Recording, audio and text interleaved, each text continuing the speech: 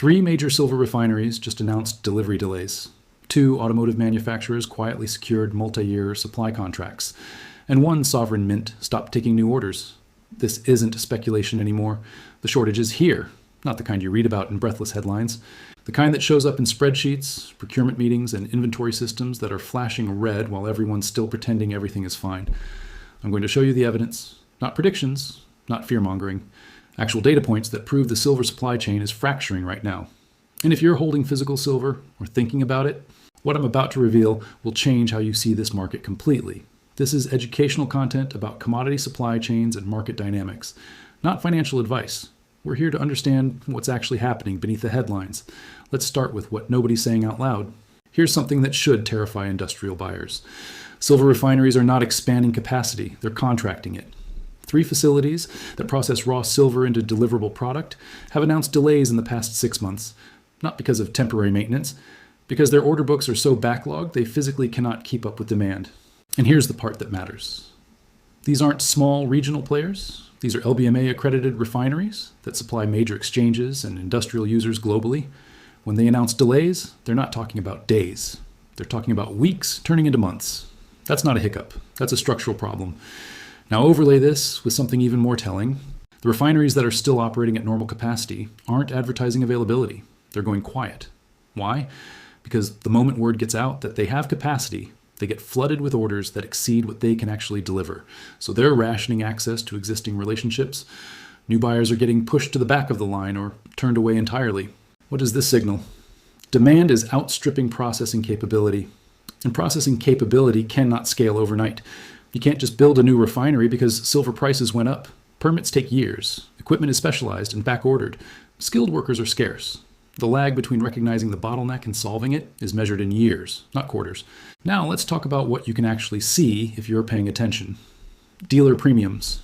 A premium is the amount you pay above the spot price to acquire physical metal. In normal markets, premiums are predictable. Silver Eagles might run $2 to $3 over spot. Generic rounds maybe $1 or less. Bars even tighter, but normal is breaking down. Right now, depending on where you are and what you're buying, premiums have spiked to levels that make no sense if supply is abundant. Silver Eagles are trading at $5, $6, sometimes $7. Over spot in certain markets. That's not a premium, that's a shortage tax. And it's not just retail. Wholesale buyers are seeing premiums expand. The people who buy in bulk, the ones who should have access to tighter spreads, are paying more than they did 6 months ago for the same product. That doesn't happen unless available inventory is genuinely tight. Here's the tell. When spot price drops, premiums don't compress. They hold or even widen. That's the opposite of normal behavior. In a healthy market, lower spot prices should reduce premiums because the metal is theoretically cheaper. But when premiums stay elevated or grow during price drops, it means physical buyers are treating the paper price as irrelevant. They need metal, and they'll pay whatever it takes to secure it. One sovereign mint recently stopped taking new orders for certain products. They didn't make a big announcement. They didn't issue a press release. They just quietly updated their website and stopped accepting orders. Why? Because they couldn't guarantee delivery timelines. Think about that. A government-backed mint with access to refining capacity and blank supply chains looked at their order book and said, "We can't fulfill this." That's not a business decision. That's a red flag wrapped in an admission that something is fundamentally broken. And it's not isolated. Other mints are extending delivery windows. Products that used to ship in weeks are now listed with 1 to 2 month timelines. Some aren't listing timelines at all. They're just saying subject to availability, which is code for we don't know when we'll have it. This matters because mints are supposed to be the most reliable source of product. They're the manufacturers. If manufacturers can't keep up, where does that leave the secondary market? Where does that leave retail buyers who think they can just order silver whenever they want? Here's where it gets really uncomfortable.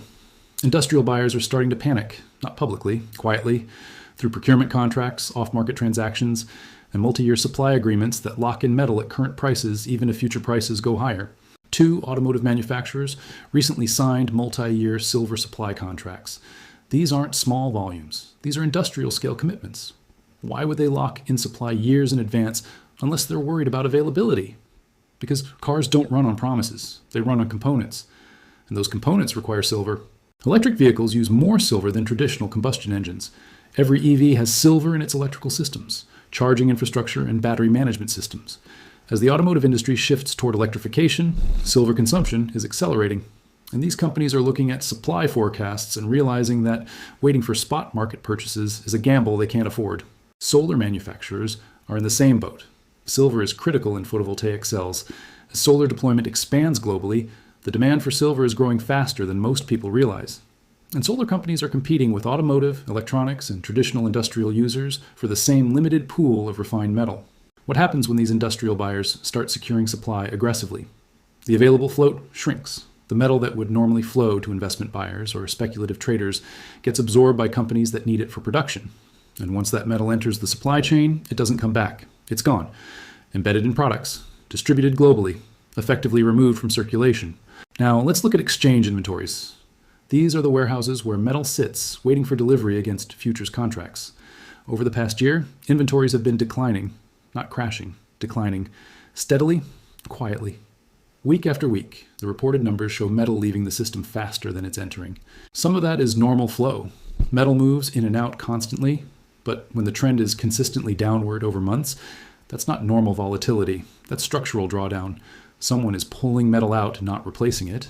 And that someone is likely industrial buyers or large investors who are taking delivery and moving it into private storage. Why does this matter? Because exchange inventories are the shock absorber. They're the buffer that smooths out temporary demand spikes. When inventories are deep, the market can handle sudden buying without price disruptions. But when inventory is thin, the market becomes brittle. A moderate surge in demand can trigger price spikes because there's no buffer left to absorb it. We're not at crisis levels yet, but we're at levels where the next surge doesn't have as much cushion. And if industrial demand continues growing while investment demand picks up simultaneously, those inventories could drain faster than most analysts expect. Here's something fascinating that most people aren't tracking. Regional pricing is starting to diverge. Silver in Europe is trading at different premiums than silver in North America. Asia is seeing different availability than the West. This shouldn't happen if supply is globally abundant and transportation is functioning normally. But it is happening. Because supply chains aren't frictionless. Because local demand varies. Because some regions are net consumers while others are net producers. And when stress enters the system, those regional differences amplify. What does a regional price split look like in practice? It means a buyer in Germany might pay significantly more for the same product than a buyer in Texas. Not because of taxes or shipping. Because actual availability differs by location. And once that gap opens, arbitrage traders move in. They buy where it's cheap and sell where it's expensive. That activity itself drains the cheap market, spreading the tightness geographically. We're in the early stages of this. The splits aren't dramatic yet, but they're visible if you're watching closely. And early stage splits have a tendency to widen rapidly once the market realizes the game has changed. Let's talk about something tangible. Order fulfillment times. If you order silver from a major dealer today, how long until it arrives? The answer depends on the product, but increasingly, the answer is longer than it used to be. Generic rounds that used to ship within days are now listed as 1 to 2 weeks. Certain coins are back-ordered with no clear delivery date. Bars from specific refineries are unavailable entirely. And when you call dealers to ask about availability, the language has changed. It used to be, we have it in stock. Now it's, we can source it, or it's on order, or subject to market conditions. That linguistic shift tells you everything. Dealers used to hold inventory and sell from stock. Now they're operating more like brokers, taking orders and then scrambling to source product from wherever they can find it. That's not how a healthy supply chain operates. And here's the kicker. Wait times are extending even during periods when spot prices are stable or declining. That's abnormal. Normally, when prices drop, demand softens and availability improves. But right now, availability is staying tight regardless of price movement. That suggests the shortage isn't price-driven, it's supply-driven. Several countries have started treating silver as a strategic resource, not through dramatic announcements, through quiet policy shifts, export licensing requirements, and strategic reserve considerations. Why would governments care? Because industries care. When industries critical to national economies complain about supply constraints, governments pay attention. They start asking about domestic production, import dependency, and supply chain disruptions. We're seeing early signs, export restrictions in certain regions, licensing requirements slowing cross-border flows, conversations about strategic stockpiles. These aren't headline policies yet, but they're foundations that could become significant if shortages intensify. And here's the implication. If governments start restricting exports or prioritizing domestic use, the global supply pool fragments. Silver stops being a globally tradable commodity and starts being a regionally controlled resource. That's when prices really start to diverge and physical availability becomes a serious concern. So what does all this mean if you're already holding physical silver? First, you're ahead of the curve. You secured metal before the shortage became obvious to the mainstream. That positioning matters because once shortages go mainstream, premiums explode and availability craters. Second, your holding strategy should probably shift from accumulation to preservation. If the shortage intensifies, selling might become more complicated. Not because there's no demand. There will be massive demand, but because replacing what you sell could be difficult or expensive. So think carefully about what you really need to liquidate versus what you can afford to hold. Third, storage matters more than ever. If the shortage worsens and regional price splits deepen, the ability to move metal across regions becomes valuable. But moving metal requires secure storage and trusted logistics. Don't wait until you need these things to figure them out. Here's the mistake I see constantly. People wait for confirmation before acting. They want mainstream media to tell them the shortage is real. They want prices to spike before they believe there's a problem. But by the time those confirmations arrive, the opportunity is gone. Premiums are through the roof. Wait times are measured in months, and dealers are turning away new customers. The smart move is to recognize leading indicators before they become headlines. Refinery delays are a leading indicator. Expanding premiums are a leading indicator. Industrial supply contracts are a leading indicator. Declining inventories are a leading indicator. Wait times stretching are a leading indicator. You don't need a crisis to act. You just need to understand that the market is showing stress in ways that don't make headlines, but absolutely matter when you're trying to secure physical metal. If this shortage accelerates, where will it show first? Not in spot prices necessarily. Spot prices are set in paper markets that can be manipulated or lag physical reality. The cracks appear in the physical market first. Watch dealer websites. When products go from in stock to back-ordered permanently, that's a crack. Watch premiums. When they stop responding to spot price drops, that's a crack. Watch delivery times. When they extend from weeks to months, that's a crack. Watch mint announcements. When they stop guaranteeing delivery or limit order sizes, that's a crack. And watch industrial news. When manufacturers start publicly discussing supply concerns, or when procurement costs spike in earnings reports, that's confirmation that the shortage has moved from niche to mainstream. Right now, we're in the quiet phase. The shortage exists, but it's not front page news. Most people still think silver is abundant because spot prices haven't exploded. But those of us watching the plumbing see something different. We see tightness. We see lengthening lead times. We see expanding premiums. We see industrial users securing multi-year supply.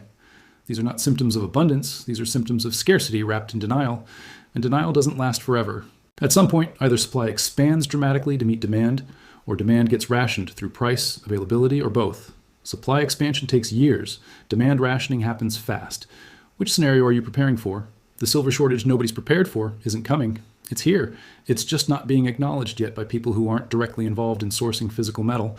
But if you're paying attention to refinery delays, dealer premiums, wait times, industrial contracts, inventory levels, and government policy shifts, the evidence is overwhelming.